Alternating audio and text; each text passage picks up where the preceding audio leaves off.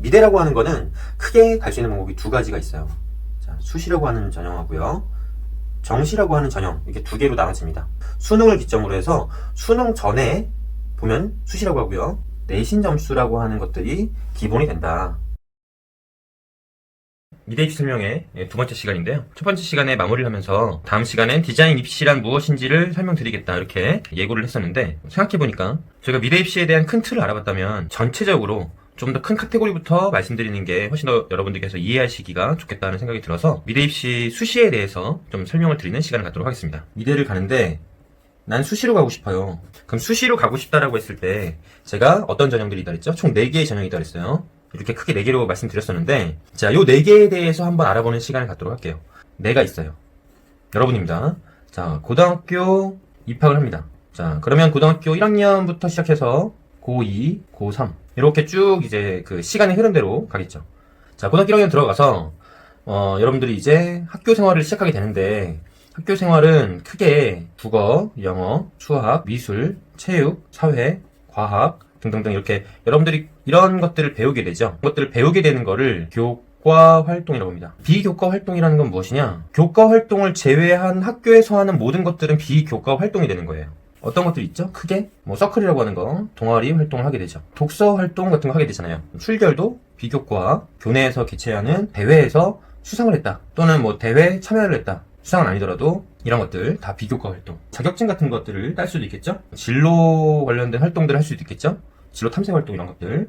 자, 이런 것도 비교과. 봉사 활동을 할 수도 있겠죠. 자율 활동들. 이런 것들이 전반적으로 다 비교과 활동이 되는 겁니다. 예를 들어서 여러분이 고등학교 1학년을 마치고 2학년을 올라가는 시점이 된다면 고등학교 1학년까지의 모든 교과 및 비교과 활동이 기록된 학교 생활기록부, 그래서 학생부라고 하거나 생기부라고 하나 뭐 이런 것들을 이제 띄울 수가 있죠. 올라가는 시점에서 띄워보면 뭐까지 나와 있죠? 고등학교 1학년 2학기 기말까지의 모든 교과 성적이 나와 있고, 그 다음 비교과 활동들이 다 기록되어 있습니다.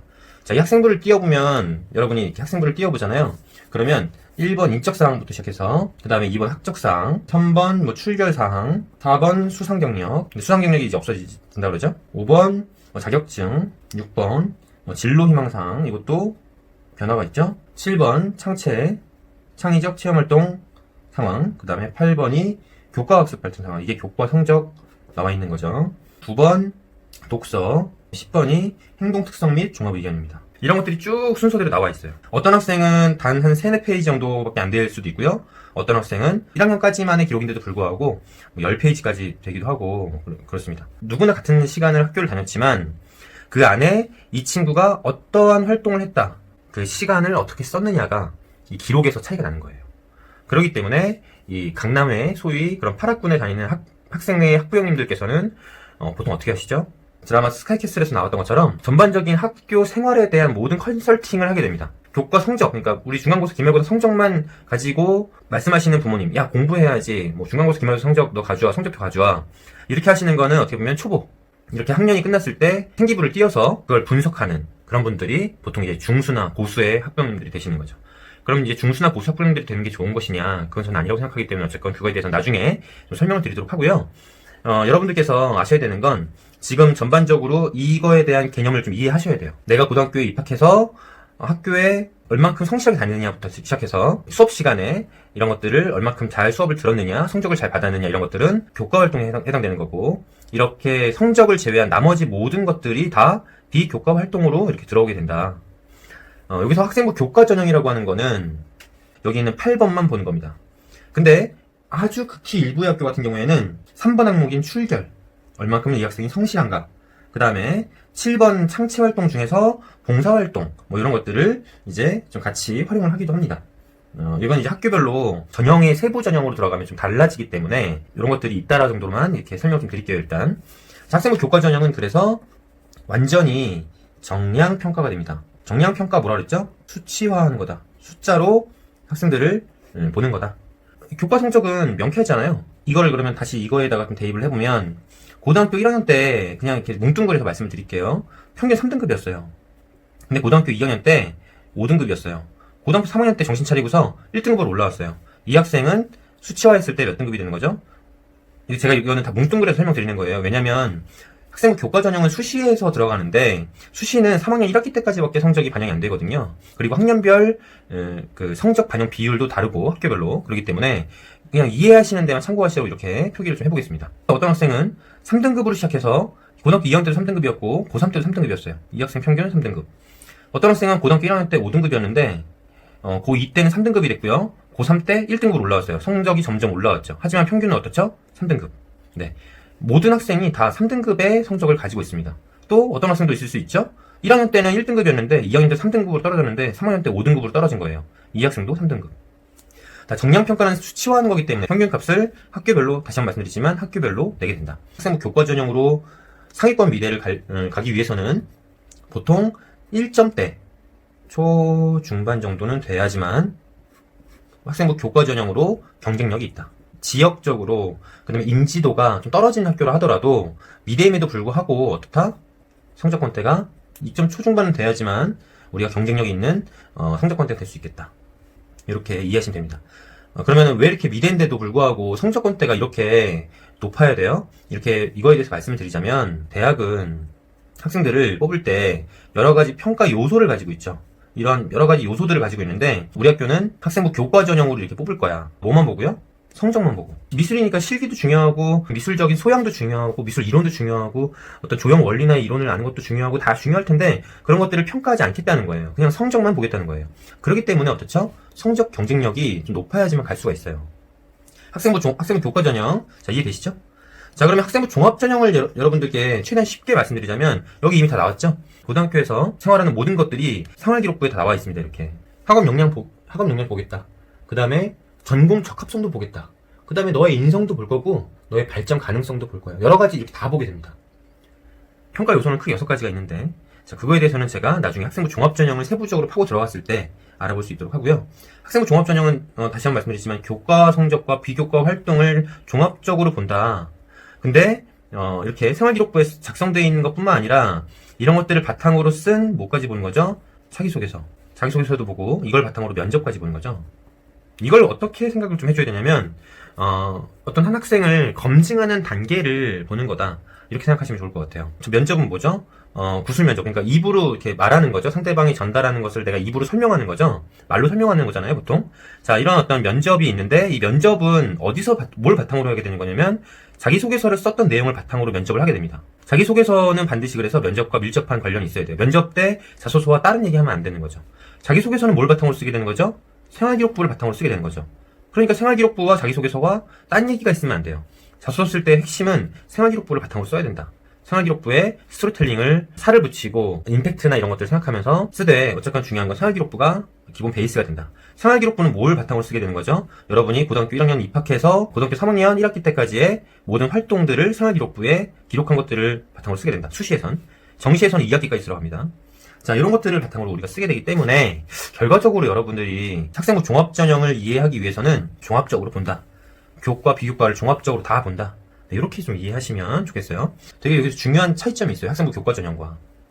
아까 제가 이렇게 고등학교 1학년 들어가서 고등학교 2학년, 3학년 올라가면 성적이 변화가 되는 네 부류의 학생을 제가 썼어요. 자, 여기다 다시 한번 써볼게요. A라고 하는 학생은 1학년 때 3등급이었고 2학년 때 3등급이고 3학년 1학기 때 3등급이었어요. B라는 학생은 1학년 때 5등급이었고 2학년 때 3등급이었고 3학년 때 1등급이었어요. C라는 학생은 1학년 때 1등급, 2학년 때 3등급, 3학년 때 5등급이었어요.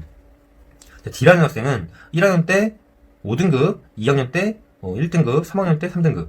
자, 이 학생들이 아까 학생부 교과 전형에서는 다 평균 3등급이었죠. 3등급, 3등급, 3등급, 3등급.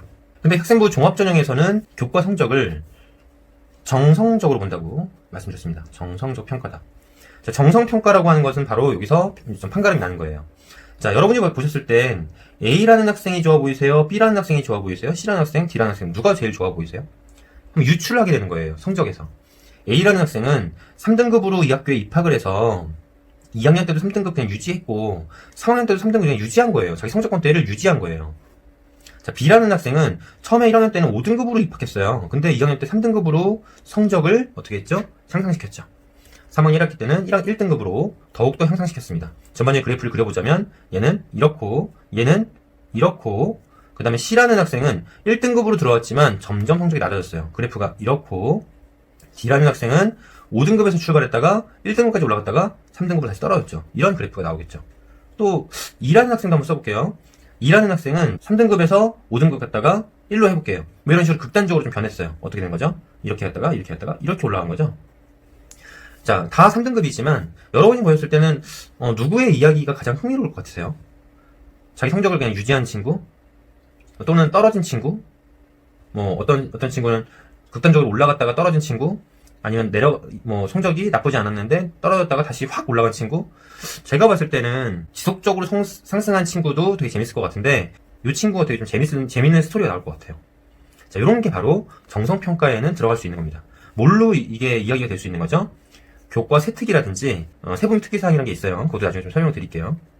또는 자기소개서와 면접을 통해서 이게 왜 성적이 이렇게까지 떨어졌다가 극복하게 됐는가, 어떠한 일이 중간에 있었길래 3등급이었던 친구가 5등급으로 떨어졌던 것인가, 근데 또 어떠한 계기로 인해서 1등급으로 이렇게 극적인 상승을 이루면서 성적이 향상하게 되었는가, 이런 것들이 되게 재미있는 스토리가 되는 거죠. 그러니까 결국은 사람이 사람을 뽑는 거잖아요. 정성평가라는 거는 사람이 사람을 최대한 이성적으로 보려고 하지만 그 안에는 감성적인 부분이 분명히 있습니다. 그래서 드라마틱한 이야기를 가지고 있는 친구들이 훨씬 더 좋은 평가를 받을 수 있는 게 바로 학생부 종합전형이다. 그래서 무슨 얘기가 나올 수 있는 거죠? 자소설, 소설이 되는 이런 웃지 못할 상황들이 되기도 하는 겁니다. 내신 플러스 실기전형을 좀 말씀드리자면, 내신 플러스 실기전형은 미술대학을 가기 위해서 미술학원 다니는 대부분의 학생들은 내신 플러스 실기전형 또는 내실기 100% 전형만을 자꾸 생각합니다. 이렇게 이거 두 개의 목숨 걸고 있어요. 왜냐? 난 성적이 낮기 때문에, 또 실기를 해야지만 미대를 간다고 그렇게 알고 있기 때문에 여기에만 좀 목숨을 걸고 있습니다. 좀 안타까운 거죠. 지금 학교 내신 성적이 한 2, 3등급 대다 1학년이고 2학년이건 상관없이 3학년 올라가려는 시점이건 상관없이 2, 3등급 대다. 그러면 평균 2, 3등급이 나오기 위한 그 과정이 있었을 거 아니에요. 그럼 3학년 때 어떻게 하냐에 따라서 충분히 학생부 종합전형도 노려볼 수 있는데, 물론 제가 이렇게 폄하하는 건 아니고 또 많은 학교들은 학생부 종합전형은 아예 뽑지 않고 학생부 교과전형도 뽑지 않고 이렇게 실기전형을 무조건 포함하는 학교들도 꽤 많이 있기 때문에 그런 학교를 목표로 하는 친구들은 당연히 요걸 바라볼 수 있겠죠. 근데 방법을 모르고 또 이런 종류도 모르고 그냥 무턱대고 미술 실기만 하면 미래 갈 수 있겠지라는 막연한 생각을 가지고 있는 친구들이 많기 때문에 제가 좀 안타까운 겁니다. 2, 3등급이거나 그 위에 성적을 가지고 있는 내신 성적을 가지고 있다. 이거 내신이죠. 그렇다면 이 내신 플러스 실기전형뿐만 아니라 학생부 종합전형을 생각해 볼 필요가 있고, 1등급에 가깝다. 그럼 학생부 교과전형을 생각해 보는 것도 역시 하나의 방법인 거죠. 수시는 6개까지 지원할 수 있다고 했잖아요.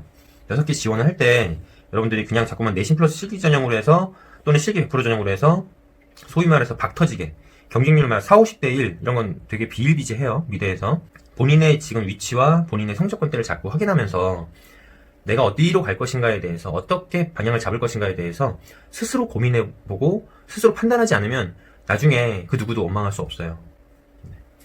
자, 요거 반드시 좀 여러분들이 꼭 생각하셔야 됩니다.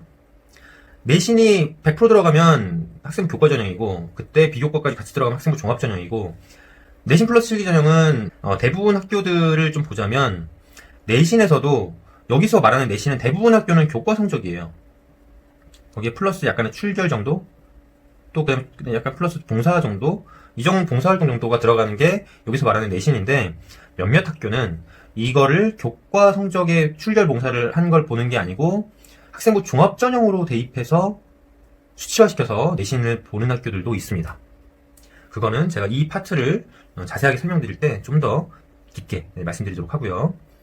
여기서 실기를 보는데, 이거 실기는 크게 미대는 이렇게 나눠져요. 디자인 계열이 있고요, 순수 계열이 있고요, 애니메이션 계열이 있습니다. 디자인 계열 안에서는 되게 많은 학과들이 있어요. 패션도 있고요, 실내도 있고요, 가장 많은 게 시각이라든지 산업도 있고요, 그 다음에 공예도 있고요, 여러 가지들이 있습니다. 그 외에도 이제 특성화된 어떤 그런 학과들도 많이 있죠. 디자인 계열은 이렇게 학과가 많지만 중요한 건 대부분 거의 99% 이상의 그런 대학들은 이런 과별로 실기 유형이나 실기를 이렇게 다른 종목의 실기를 보지 않고요, 학교별로 다른 실기를 봅니다. 요거는 이제 디자인 실기 제가 설명드릴 때 조금 더 깊게 설명드리도록 하고요. 어찌됐건 이건 디자인 학원 하나에서 이렇게 소화해낼 수 있는 거라면, 순수 계열 같은 경우에는 어떻게 되냐면 이 안에서 또 동양화가 있고요, 서양화가 있고요, 이건 회화라고 합니다. 그 다음에 조소, 이렇게 크게 나눠집니다. 일단 시험 보는 유형이 좀 달라져요. 어떤 학교는 상황 표현을 하기도 하고요, 어떤 학교는 스토리텔링을 해서 전반적인 컷 만화식으로 하기도 하고요. 어떤 학교는 4컷 만화로 이렇게 뽑기도 하고요. 굉장히 다양한 실기 유형이 있기 때문에 이것도 역시 나중에 추가적으로 좀 설명을 드리도록 할게요. 중요한 건 실기를 보는데 이렇게 나눠진다.